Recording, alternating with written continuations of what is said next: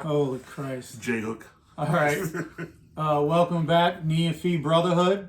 Season 1, I believe this is episode 6. 6, indeed. 6. Today we have a special guest. Special guest. This is Ryan Zygmont. He's a drummer extraordinaire. One of the bands he played in was Impulse out of Stanford. I know those guys pretty well. So, welcome. Wait, am I being pixelated? Because Not yet. Not yet. Not Not yet. yet. We talked about it, so. Yeah. It's a great idea, too. Yeah, I It's a great definitely. idea. I have my voice going like. We We'll talked put you in about a Darth Vader. Yeah. So, first thing, tell us how you got started in music. Briefly. Briefly. Yeah. Quickly. Quickly.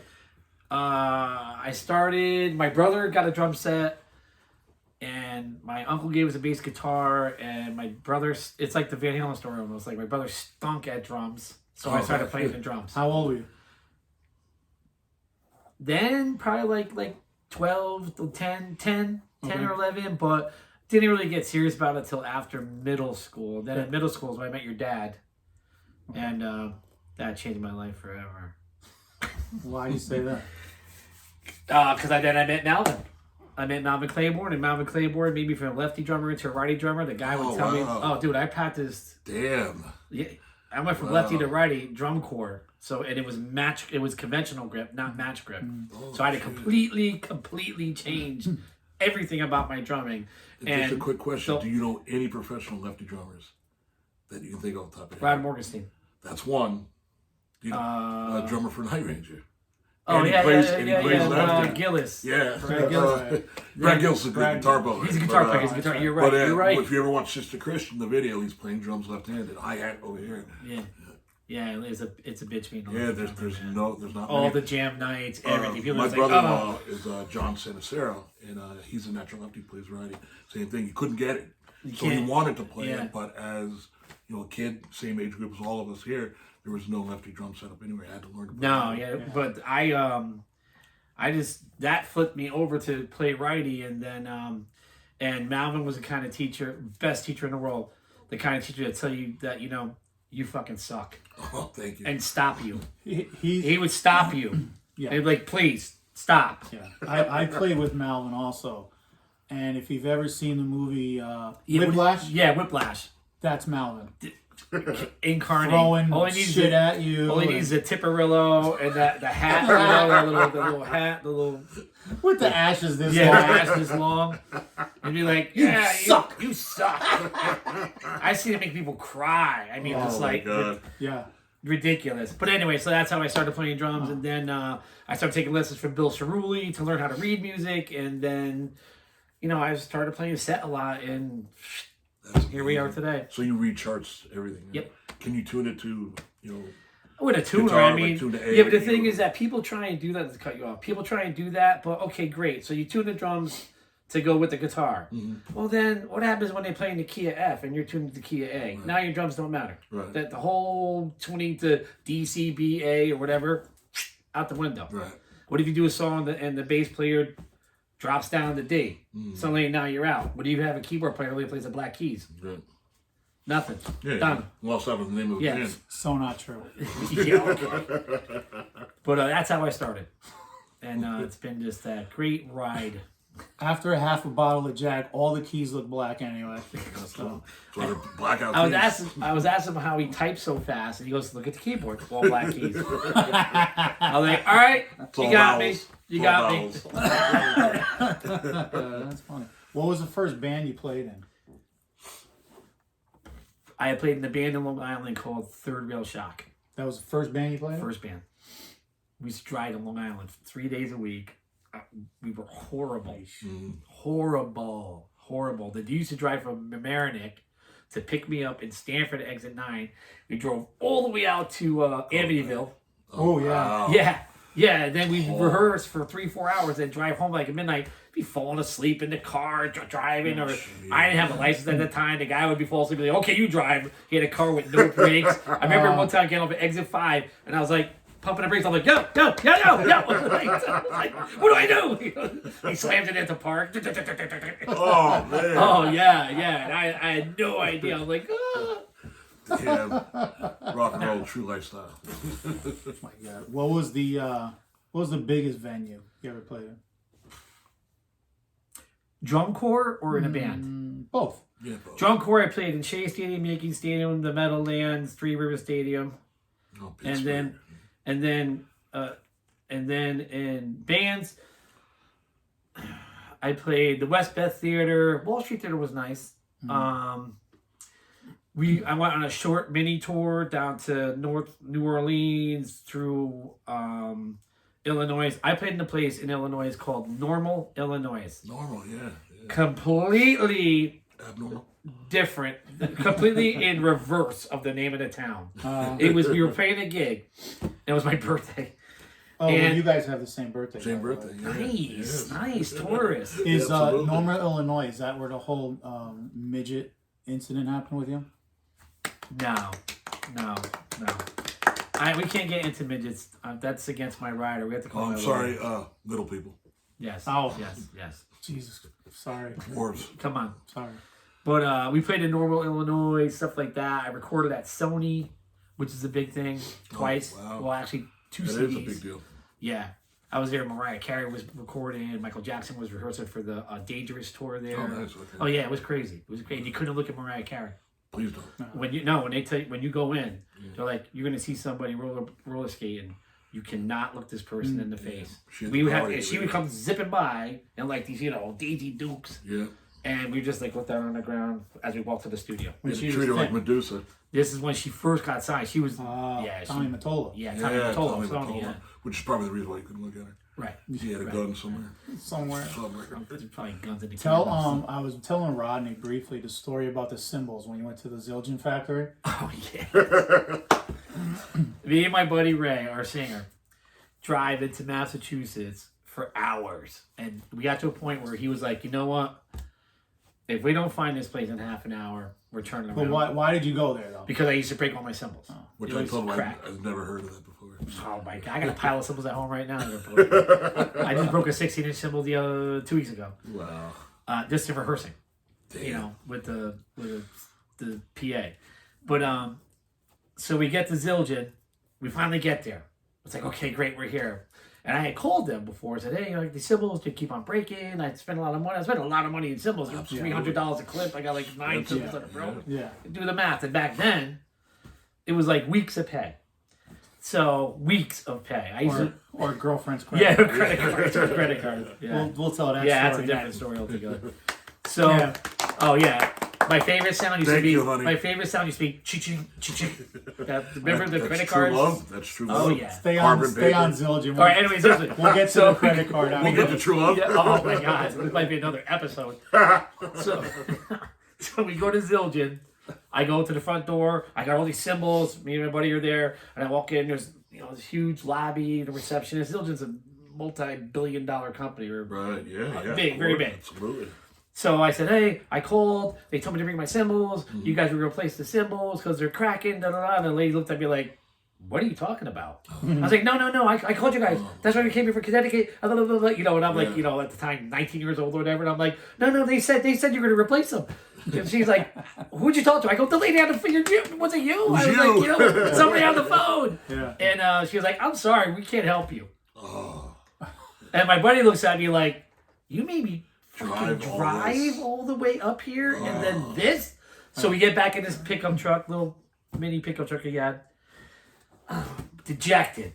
So we go to drive around to go out. When we drive around the side of the factory, we see this double doors, like the yellow and black, caution, do not enter, missile silo kind of warning. And I'm like, yo, man, let's go in there. And he's like, yeah, I go, we're here. I mean, what can they do? Throw us out? Right. You know what I We've already mean? been rejected. I was like, we're here now. We walk into the place, right into the middle of the factory. They're making cymbals. The sparks are coming from the metal. The red lights are going off. You had to walk in between the yellow lines. It was crazy. See hobbits. Yeah. It was like Elf, but in reverse. Absolutely. Like the scene from was it Temple of Doom? Yeah. With all the little kids. Yeah.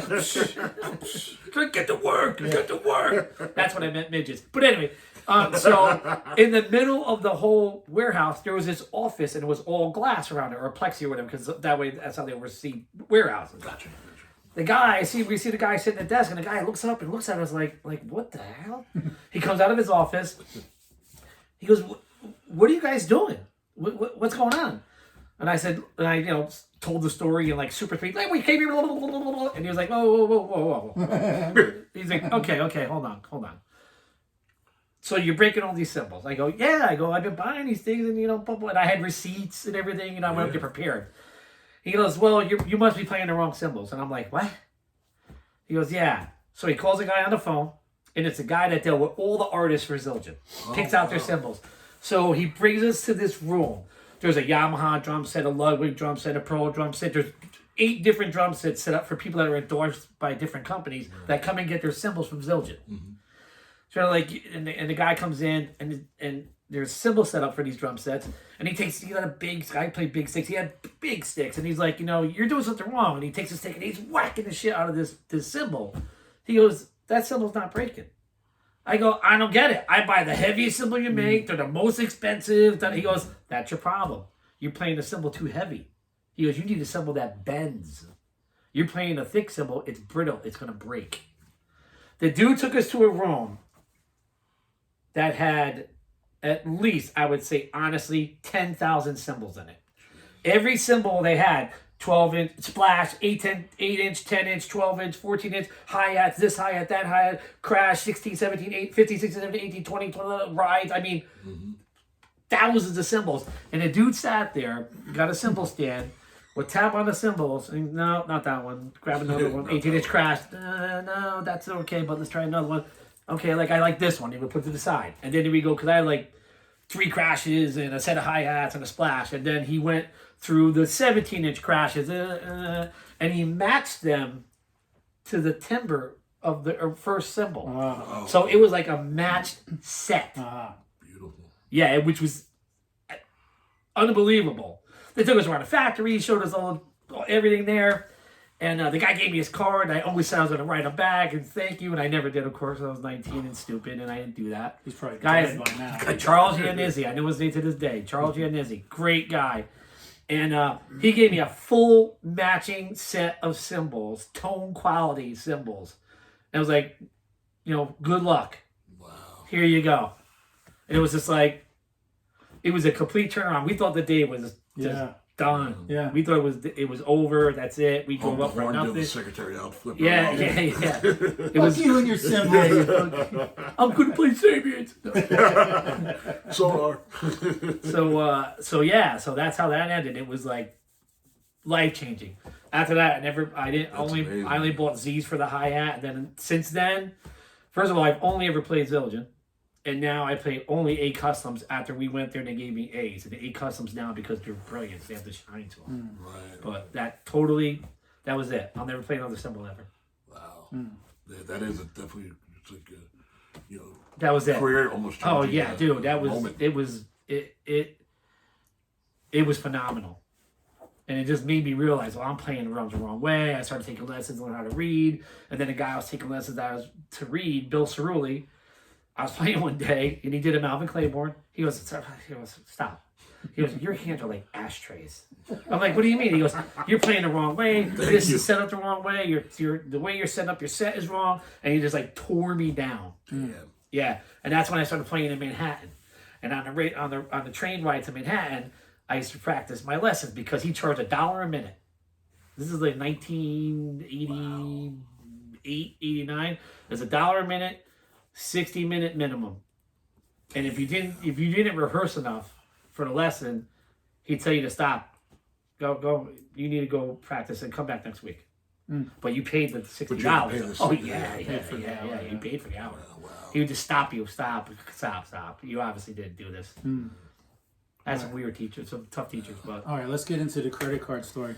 So I don't know. know if I should go to be delving this deep into this stuff. I mean, You're- I'm not pixelated. There's no talking voice like this.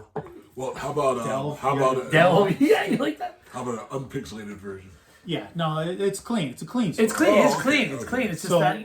he gets a credit card from his then girlfriend, brand new credit card. It might have been What, her what credit kind, card. what kind of woman is this? Is this a good girl? It was his Yeah, oh, yeah, girlfriend. yeah, It was yeah, his girlfriend. yeah, This is the yeah, girl he yeah. was with. So Yeah, exactly. This was the full time. he tells me and Andre, I got the credit card. I have the credit card. Let's go to Everybody Sam knows what that Ash. means. Right to Sam Ash. In White Plains, straight In to White Sam Plains. We walk in and up on the shelf is a set of octobons. Oh, you Look at it. need those. Yeah. They're like, dude, you gotta get those. You need I was looking. I was like, oh my god. I was like, I want those. And they're like, symbol. I was like, max out the credit card. credit card matches Sam bill. Ash. It was over a couple grand. I know that because like 2,200. Oh, Yeah, 22 or something. How many times did you use the octobons live? Like for literally maybe a minute a show. Not even. Probably 20 seconds a show. And then it got to a point where I got tired of carrying them around with the rest of my set, and I just stopped playing them.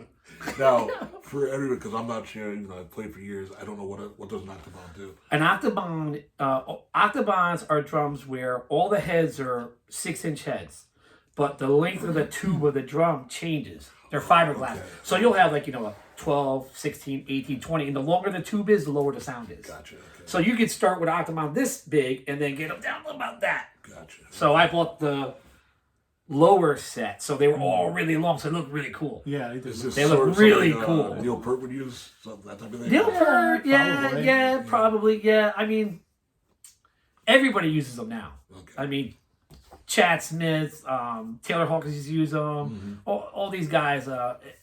Mike Portnoy uses. Everybody now has a Portnoy, where they have their really? set. Oh yeah, Really? they have a set. They at least have two. No shit. Oh yeah, Wow. yeah. They're. I just bought another set not too long ago, but I didn't like the way they fit on my set, so I ended up selling them on eBay. Wow. So Good. sorry, we played a gig with the first show with the octobons. Oh yeah. So they announced it's info. We come. All right. He runs up to the drum. Like, I gotta play these, man. And nobody else in the show had them. Nobody else in the show had them, so it was like flick flunk, nobody and then else the rest had of the set. But that was the only time they got played in the show. Oh my god, First song, intro. Intro octo. That's it. so funny. Oh my god. What were you gonna say? I was gonna say the reaction to the bill when she got it. Used to be his girlfriend. Yeah, you see. Oh, that was the nail. You know what? No, I don't think it did, but- No. That didn't put the nail in the coffin. No. Because I was putting the nail in the coffin. Oh, Jesus Christ. What? Nothing. I think that's pretty good. Right? I thought that was good. I thought that was clean. That was good. Right? Right? That was clean. Little twist on the words. Okay. See that? All right, John For Holmes. myself. Okay. For myself. Okay. So, Let's interview her now. no. Oh? Still know her. Yeah. Still know her. Very a well. relationship Very there. well. Oh yeah. There's a oh, yeah, relationship yeah, there. yeah. We all know her. Yeah. Okay. Friend of the tribe. Definitely. Oh, Friend of the tribe. I had another question with the whole nail in the coffin thing through me. Yeah. off. Did she ever show up at Future Impulse shows? Oh yeah. Oh, yeah. All So I hear. pretty much most of them. Oh, well then. No To this problem. day. No problem. Man. To this day. Good friend. Really good friend. For a long time, man. A long You guys time. met in high school? In high school. Actually, she was going to date my brother. My Really? brother was a year older than me. Oh, I didn't know that. I was a freshman. He was a sophomore. Oh. Oh yeah. She was playing the field. Mm. So Oh, she had brother she was is talking to my brother. brother, and it turns out that I had a class in science where it was the same teacher as my brother and her. And I remember my teacher busted my chops about it. Like, oh, you know, your brother is talking to so and so, and I'm like, oh yeah, I know her. She's in the band or whatever, Yeah. marching band. Yeah. So now I was like, why isn't she talking to me? So I was like, I gotta make a move. So my brother and I got in a big fight one day where I was like, guess who I'm going out with tonight? I was Yeah. like, sucker! He was like, fuck you! I I was like, hey man, you lose. Yeah, that's the way it falls sometimes. It happens. Hey. How about another story I think is really funny with Malvin is the van ride to the show. Oh, to Yale. When you guys were in high school. This is classic. This is really High school. classic. This is a gig. But this is is no, it was a high school marching band, but we're Oh. playing halftime at Yale Boston University. Okay. It was a big game. Yeah. It was a big I thought Yale. Harvard, No. Yale. Yeah. No, it was a big Yale game. Yale versus Boston. And Boston had a great band, and Yale had a great band. And somehow our marching band got to do the halftime show, or part of it. They did their thing, and then we did our thing first, like exhibition. And then the other two bands played. And we were just like, this is going to be phenomenal. I mean, in high school, you're like, oh my God, I'm playing at Yale, in the Yale Bowl. Absolutely. You know, so it was big. It's a big deal. So we rehearsed our asses off.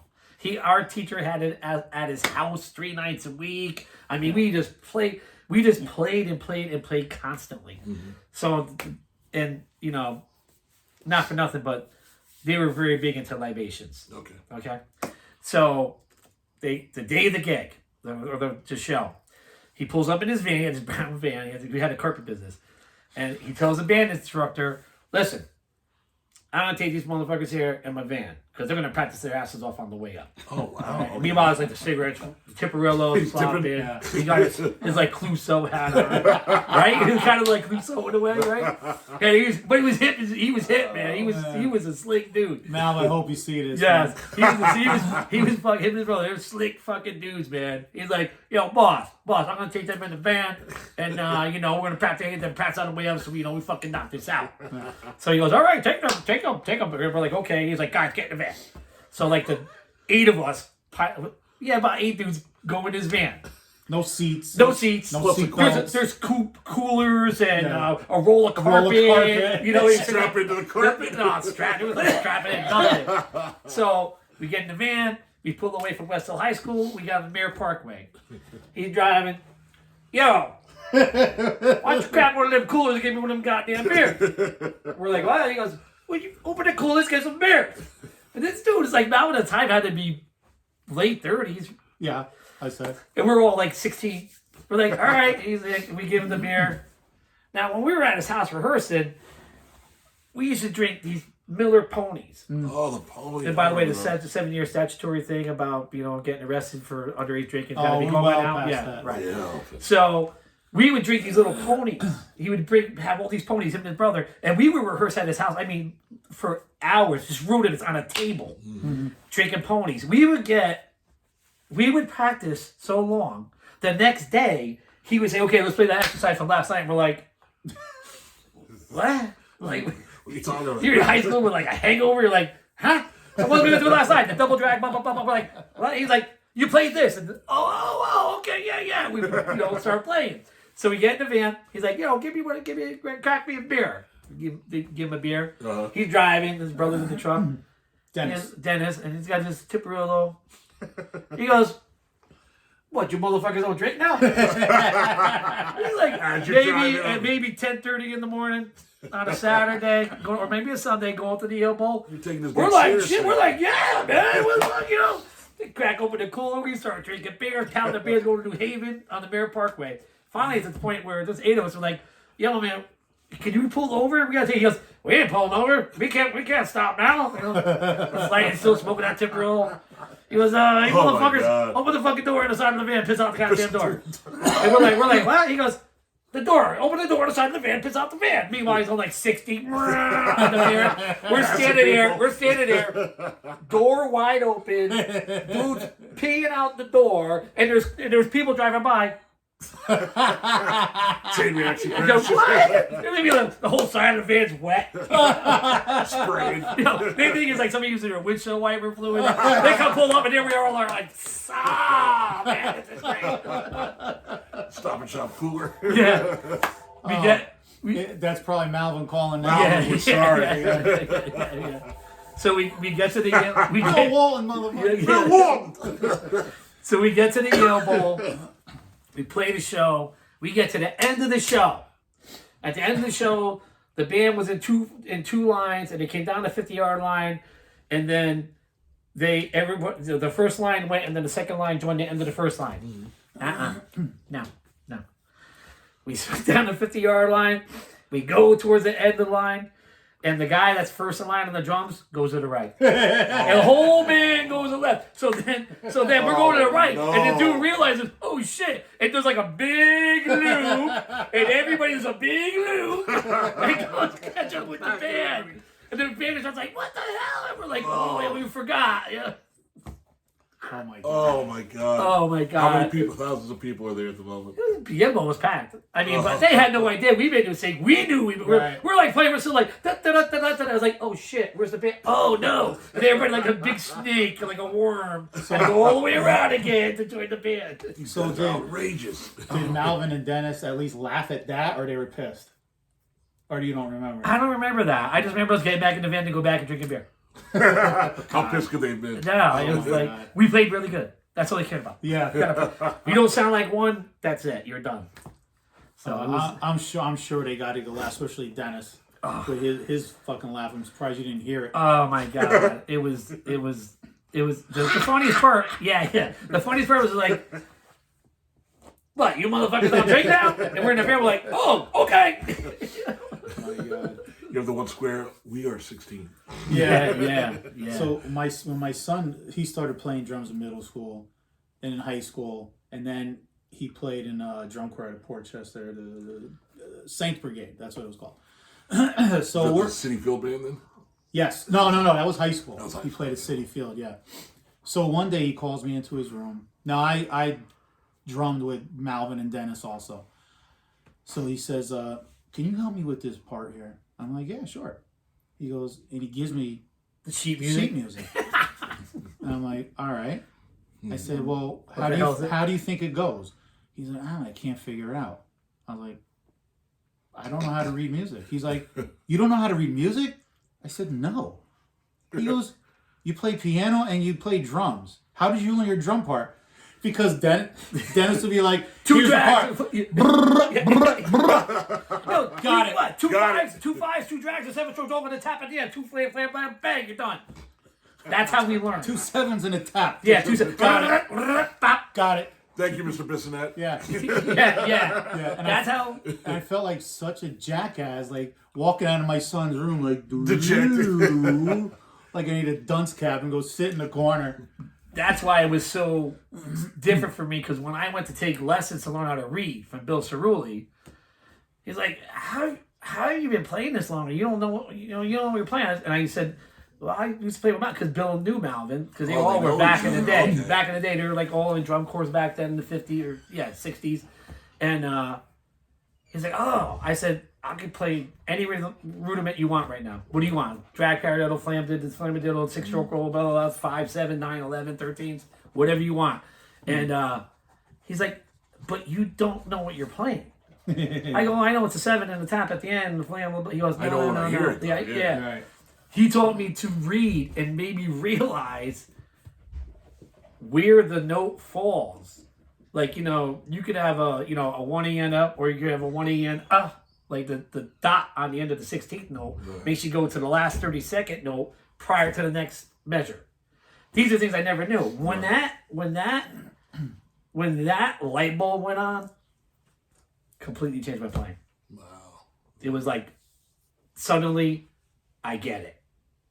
And it was a big thing. Hard as hell too, right? Yeah, reading was tough. Reading was. I got books. I still have. I use them every now and then.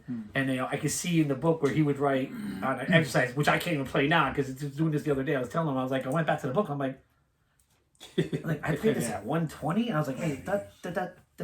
And he would write a note, 98, not good enough, because the exercise calls you to run it at 110. Do it again for next week, and it would be the same lesson.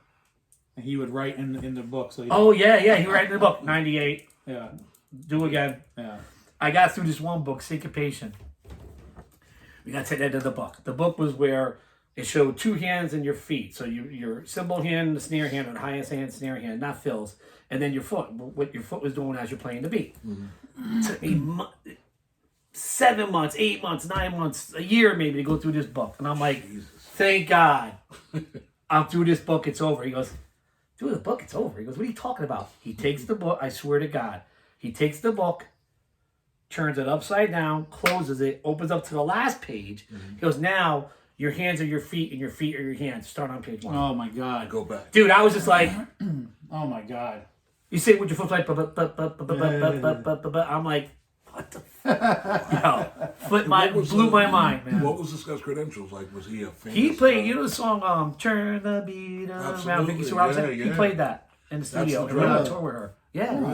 That's why he bought his house. Vicky Sue, Yeah. Vicky Sue Robinson. Yeah, Vicky Sue Robinson. That was a big. That was a huge hit. He was on tour song. for over a year or so with that. Does he have the? Well, I'm sure you get the isolated drums somewhere, but does he have isolated drums? I have no idea. Back then, how he they were all on played, tape. Yeah. Yeah, especially disco era. You think it's Yeah. 4 on the floor. And back then, they weren't in machines yet. No, They weren't there yet. You know what I mean? So it was live playing and, Absolutely.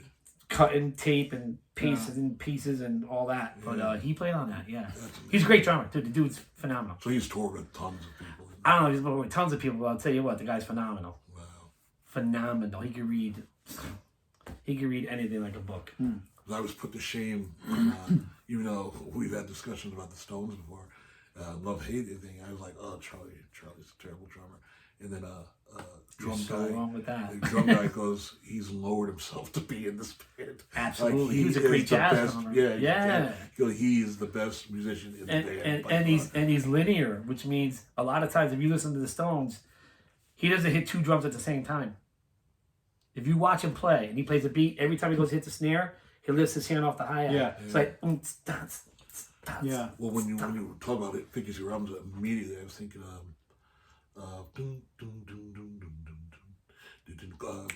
cold something. Not She's So Cold.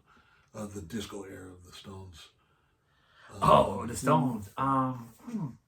You know, on some of their songs, he wouldn't play the beat. Right. That song, that drum. Right. And on some of their songs, he didn't even play the drums.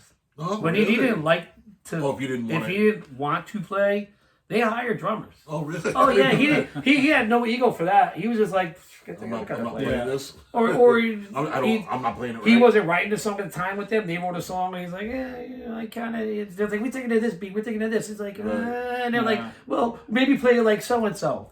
And he was like, let's go get some. We got the money. Get Sonny Emery or wherever you want to play this song. It's so funny watching videos because I don't know if he's fooling around, but he's always picking up. It's linear. He's playing linear. He's not the bass drum, the snare drum, and hi-hat don't hit at the same time. You know how hard that is?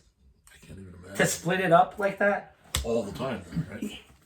That was his thing. He's famous for that. He's famous for it. I just know it when I see it. I don't even know. I would never call it linear. I'd be like, motherfucker's fucked up. That's what they call it. They call it linear playing. It's like a quick story, not take up all your time. Stevie Wonder. Mm-hmm. Stevie Wonder had not Tony Williams. He had he had a very phenomenal drummer in his session. And Stevie Wonder says, "Hey, I want you to." Yes. He's like. Sorry, Stevie. He's like, love you, Stevie. I want you to play this beat. All the kids in the world. So he's telling the dude what he wants the beat to be. He goes, you gotta make it like sticky, make it like to where. And the guy's like this. He's like, no, you gotta play more. He goes, you know what? He goes, let me sit behind the drum set. So they're like, this is the dude's set up the dude's way. Mm-hmm. The guy, his handler comes in, puts him on a set. The dude said, he starts playing his beat, and he's like, why the fuck do you need me here? He goes, no, but you're a drummer, though. I want you to play. And then he said Stevie Wonder was that good at drums to where he laid down this beat, and the guy was like, I would have never thought of playing it like that. I mean, you'd be surprised too if you can look anywhere on YouTube. I found on YouTube Shaka Khan playing drums, and she can play. Oh yeah, she can flat out play, and it's ridiculous. It's like now the dude in Godsmack, the singer. Yeah. Phenomenal drummer. Yeah, absolutely. They played solos, the drummer and him, and he could blow the drummer away. Yeah, he's a great drummer too. So a couple tours ago, they had 2 sets come up on stage, and they would match licks, and the singer was phenomenal. Yeah. It was like playing with Ray. Well, Ray get behind the set, you're like, oh. Yeah. I think we always talk about music, and one of the worst concerts I ever saw in my lifetime, without a doubt. Well, there's 2. Probably the Cars, and the other would be Genesis. But they always talked about the drummer that they got on tour, Chester Thompson. Is he really that good? Because Chester people Thompson's great. didn't go to see Chester. They said people used to go No, to see Chester. Chester Thompson. I mean, he's not touring with them. I don't know. No, I mean at the height. But, of yeah, like Abbott and all dude, that. Chester Thompson is like, yeah, He was phenomenal. that good. Yeah, he was really good, really good. He'll just take the part right over. Boom, done. And then play with the other drummer. In the playing with two drummers is not an easy thing. I wouldn't think it'd be. It's not easy. Horrible for the bass player. Who's playing the fill? No, because one drummer usually plays more of the foundation, and the other drummer may play the accents or put the more color in the song itself. And then they'll flip flop like that. But they know going into a song which one is really laying down the groove, unless they're both just laying down the groove. Or what about jam bands like Allman Brothers, two drummers? Yeah. Dude, believe me, Like, they that's jam. gotta be There's got to be open parts of jams, but they know. parts, They right? they will look at the other guy like, all right, you're taking it, and maybe they know that they go in 32 bar clips, and he'll take 32 bars, and then he'll take 32 bars. And So you're doing straight drum, this guy's doing fills. you're playing the backbeat or whatever, and every now and then where there's an accent with the rest of the band, like the bass player and the guitar player are playing a groove, as this dude's kind of going off, the drummer that's laying the groove will accent with the guitar player and the bass that's the player. signal for While him. this dude, just while he's doing his thing. Oh, okay. So So he's that's the how primary. it sounds like two guys. He's the back. He's the Exactly. back. Okay. He's one's the melody and one's the rhythm, so to speak, kind of thing. And I'm sure over time that's like secondhand. So you've had that happen in the keyboards, right? Totally unprovoked attack. I was telling Rodney earlier before you got here. The gig we played when your stick broke and shut my whole rig down Twice. twice in the same night. Same night. I break the stick, I get thrown on the ground. Tink. Knocks out his power. Perfect. Perfectly Mid-song, hits the perfect button placement. on the plug strip. Mid song both times, and I just stood back like, "What the hell are you Stick doing?" stick breaks again because I break a lot of sticks, so I'm just used to like throwing. I know because I have sticks set up around the set, so I break it and just grab a stick. So I just throw it to the side, pink, two times, Little ass button on a power strip, twice. that big. The power. He's got the power. Yeah. He's got the power. power. That's like we played a gig at the Strand. I just changed stick manufacturers. I used to play ProMark, and then for a little while I played Zildjian. And the year that I played Zildjian sticks, I purchased the quota for the music store for that year. I went to over a gross of sticks, 144 pairs Oh my god. in a year. Okay. Breaking it on Zildjian cymbals. And we were playing this gig, and it was like I never play solos. I don't like playing solos, but we played this gig. We're like, well, you got to play a solo. So we practiced, and I had the spot where the solo, da la la. First beat of the solo, I'm like, both sticks break, Like dude. And I have two nubs. I'm like, Wait, that was the Strand. the Strand. The first time we played the Strand, I was like, brow. Fuck. I think I did a solo too that night. I think you did too. So I know I did because I'll never forget this. I used to wear all the stupid bracelets, snake bracelets, open, a bunch of them up my arms, bunch of pink ones. teal. So I'm playing something, and I think I hit this explosion. Wow! And I go to the front of the stage like, yeah! You're like, woo! And my bracelets get stuck together. Oh man. So I turn around real quick, like walking back to my keyboard. I'm like, holy fucking hell. And I ripped them apart and fucking metal went everywhere. Classic That's, Spinal yeah, Tap. oh yeah. That moment of panic. That's like we played. You play handcuffed. Yeah, oh yeah, that would have been something. We played a gig where one of our first gigs we played at Street when we were really trying to get into this club because this club ended up playing with a lot of national acts. We started headlining there and stuff, but like one of the first gigs, the bass player has really still is his day. It was just sickening. Has this great hair. And we were playing, and he's moving his head. Guy? Yeah, he's moving his head, and his mouth is open, and his hair goes in his mouth, and he had gum, and he swallowed the gum, so the hair is all the way down. He's sitting there like he's turned out. He's like, Oh my god. I'm like, what the hell is he doing? He's sitting there like, with his back to the wall, trying to pull his hair out of his mouth, and meanwhile the gum is stuck to his hair, and he's trying to pull it Oh out. my god. Christ Pulls out the almighty. esophagus. Oh man, classic. We've had classic. Oh, that's awesome. Yeah, we've had some crazy. I remember crazy the hair used to go caught in between his eye and his contact. Right. Yeah. Yeah. And it's his 80s with all the stiff stuff in your hair, and Right. is just tearing because his eyes were burning from the hairspray and the sweat stuck in underneath his contact. We played a show at a club in New York one time. The And billiards club? no, this was a club. Oh, okay. It used to be confetti up in Oh, Bakersfield or whatever. confettis, man. It was called the Ivy. It was Called called a bunch of stuff off the merit. Yeah. So yeah, yes, yeah. So they were starting to run bands. I think Suave got us that gig. Good, great gig.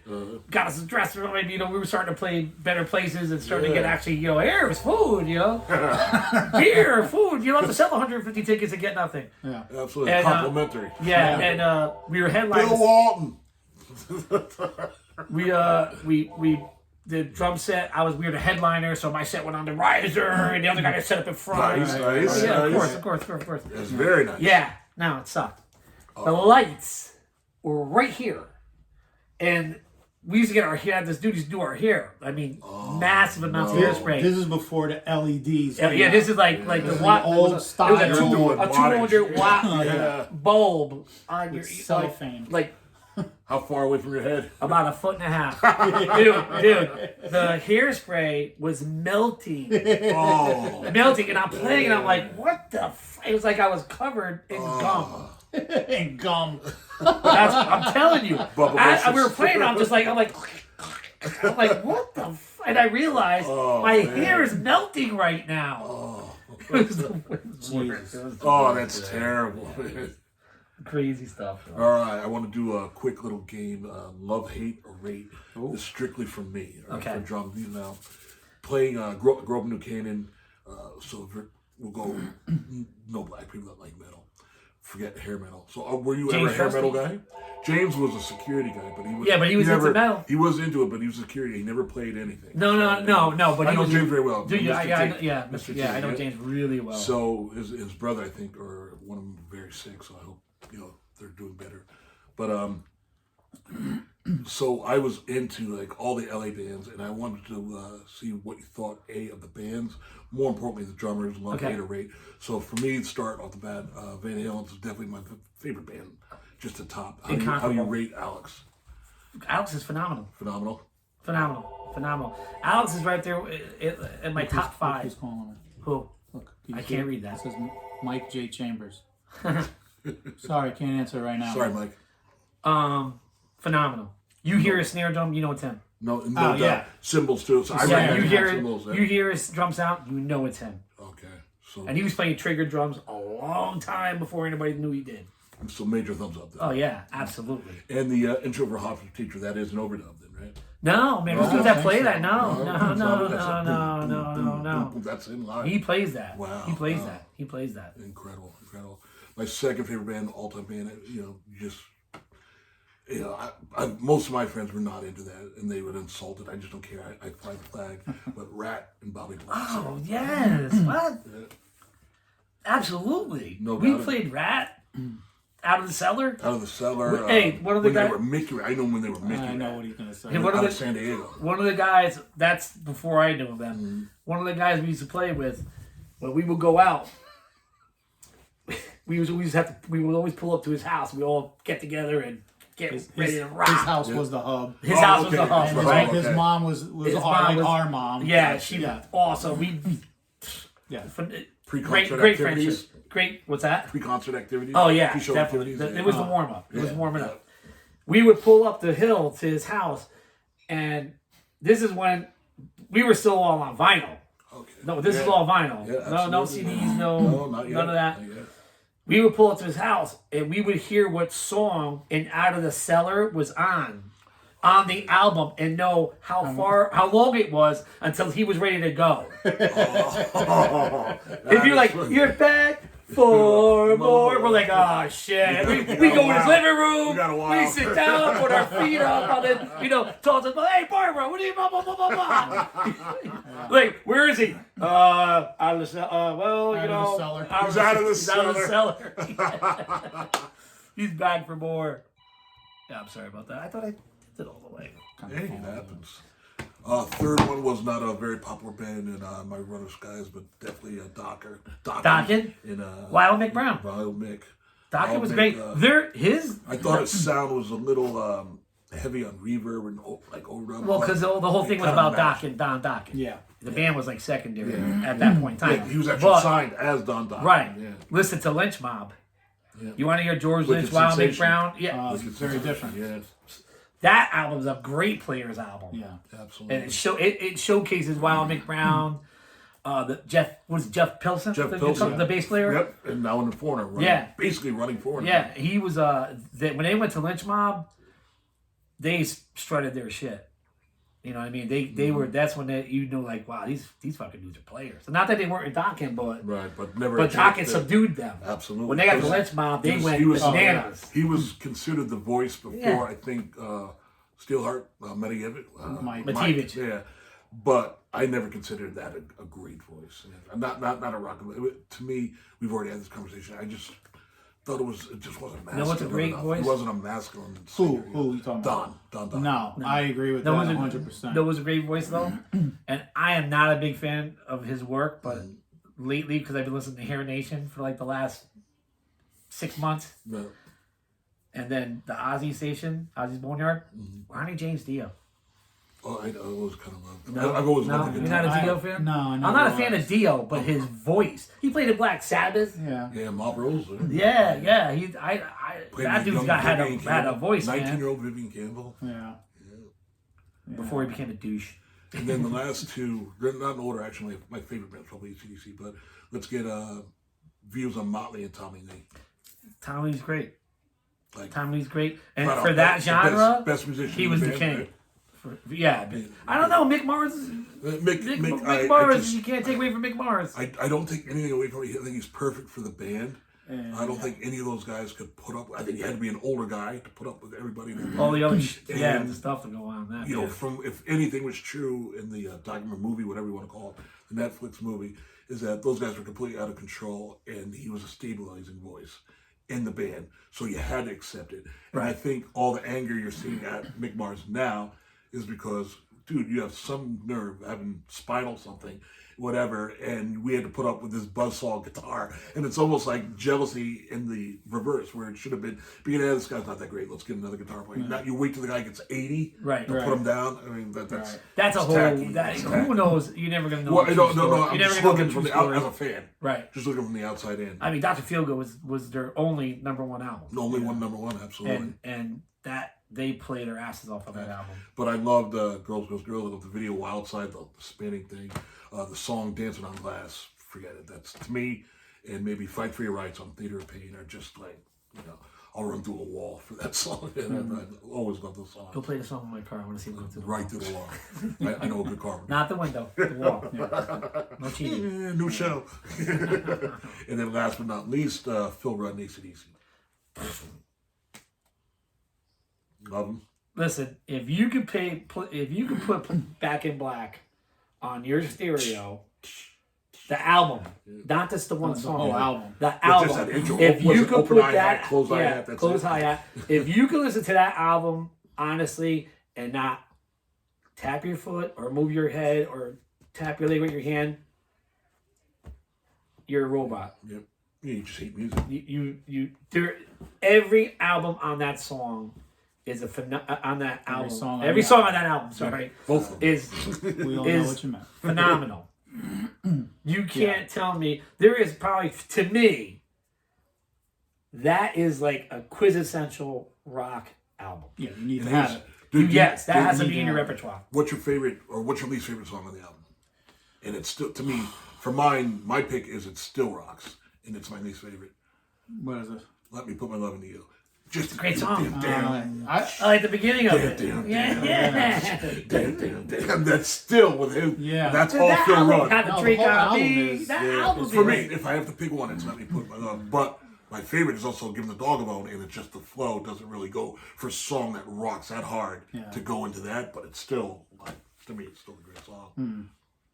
That's crazy. That album. I went to Hawaii twice, but the first time I went to Hawaii, I had a business at the time. I didn't take a vacation for 7 years.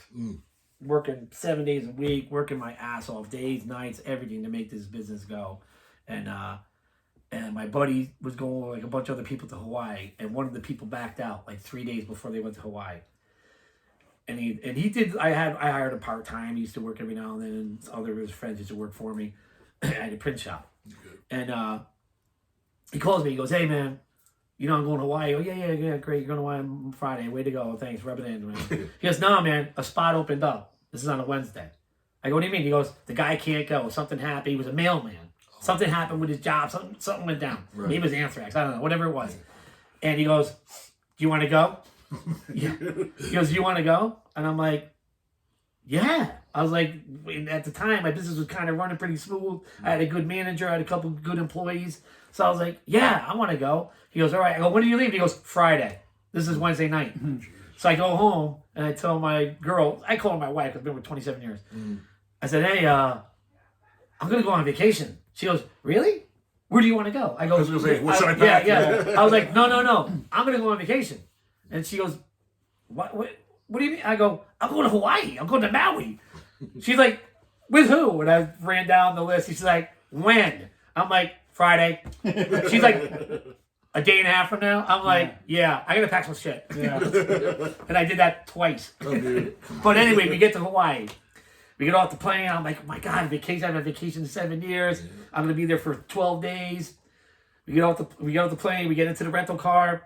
My buddy who died actually used to roadie for me. We get in the car. He puts a tape in. What's the tape? AC/DC, Back in Black. That's all we listened to for a week. 12 days. Nice. Everywhere we went in that rental car, boom, the tape had to be on. Yep. That to me is the number one album for me. And then always the flip side. From that era, hair metal era, so let's go 81 to start of Nirvana. Who do you hate? What drummer, what band, whatever? Did I not like? Yeah, it's something you just like, you rip it out of the stereo. Rip it off the player. I couldn't stand Metallica. Really? It was Metallica. Because I thought the drummer was the reason horrible. why I never included them is because I wasn't into it. That's why I just... Right. I didn't think the drummer was great, and I just... But, I mean, he did his thing, though. He actually... Back then, I was too stupid to know. This guy's playing the perfect part for what he has to do. Right. And I didn't have that education. From a guitarist's point of view, same goes for Kirk Hammett, too. Same, you could always get a much better... Dude, look at the career they've had. Yeah. It's not by chance that they lasted as long. They're lasting as long as they are. There's a reason why Doug Mustaine could never make it in that band. Yeah. You know? Although Megadeth is good. They are. Very good. And incredible drumming on Lucretia. Oh. Incredible drumming. But, well, thank you for that. Yeah. But it's just fast because I wanted to be a drummer. I told Eddie that I want to be a drummer very badly. And Mom was just not having it. So these are the, okay, I wish I could do that, you know. And oddly enough, I never got into Rush until maybe they were getting ready to say goodbye. Yeah, I wasn't a big Super Rush fan either. I wasn't a Super Rush fan. You know? It never was a big Zeppelin the bottom. the people that listened to Rush that I knew at the time, I didn't like. And they were like... like geeks on the side over there. I don't know, the Dragons guys. Yeah, exactly. The Mystics. Rush, get the hell out of here. Yeah, Rush I was late to the party, though. Yeah, for that, me too. Same. Led Zeppelin, not a big fan. Because I couldn't play it. Queen. I could never play it. I never really listened to Queen. I did a little bit. Queen is weird, man. Queen is but they're really good, man. They are, no doubt. But they're always like, you either love the song and then you hate this song. And right.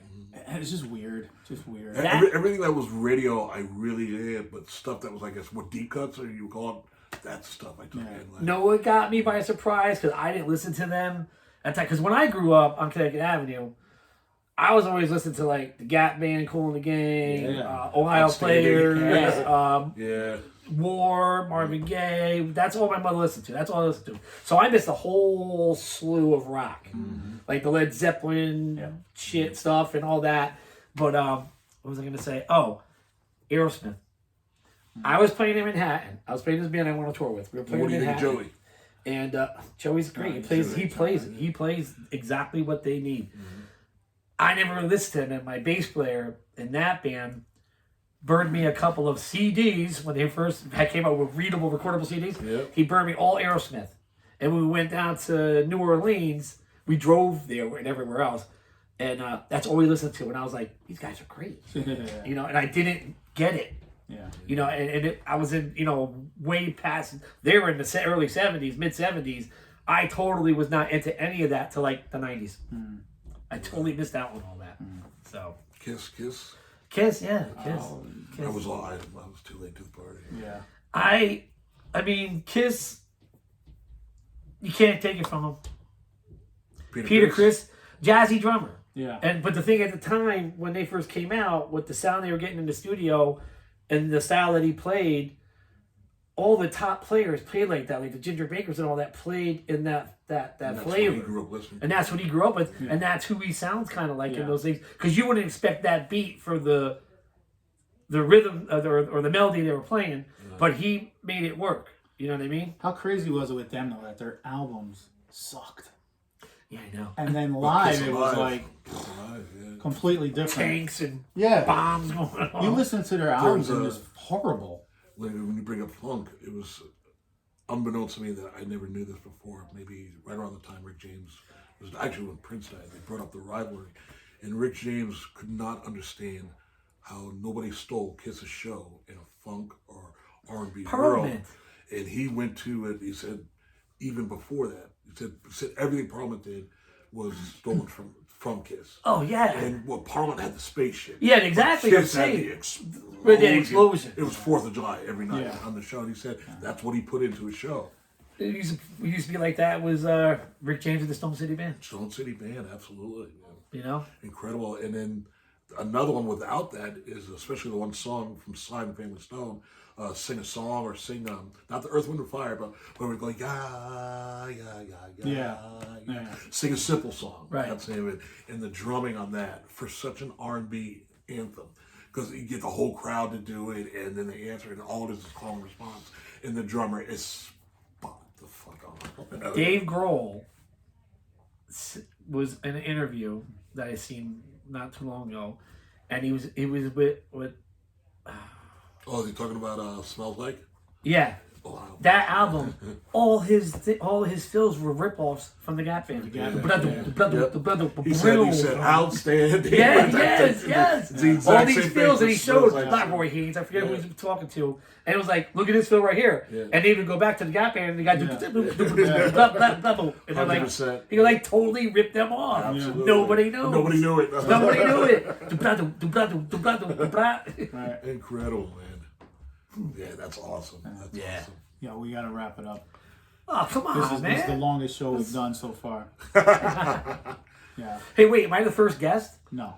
Unfortunately not, but the first musician, right? Yes. First musician in history. So you can tell I watch all your shows. Another fan. Another fan. Yeah. Bump. So Ryan, thank you for coming. Thank you. Yes, Obviously, much he's appreciated. educated in the percussion and the business. There's so many stories though that we haven't touched on. I don't know if we can. I gotta come up with a lot of pseudo names. Yeah, which is fine. That's what we I do. think that's the best way to do it. That's what we do. Yeah.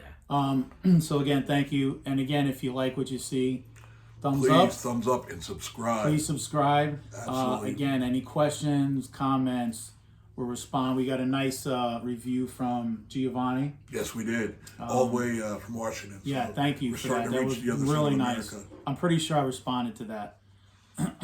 Yeah. So any questions for Ryan? Absolutely, please. Or if you know Ryan, tell me he looks good on camera. Yeah. Tell him to kiss your ass if you know him. Absolutely, you can write that. So Rod? Yes, sir. You know, we want to say thank you to everybody and welcome to the Brotherhood. The Brotherhood says, see ya. Until next time, love, peace, hair grease. Give him a line though. Brotherhood has spoken. It is.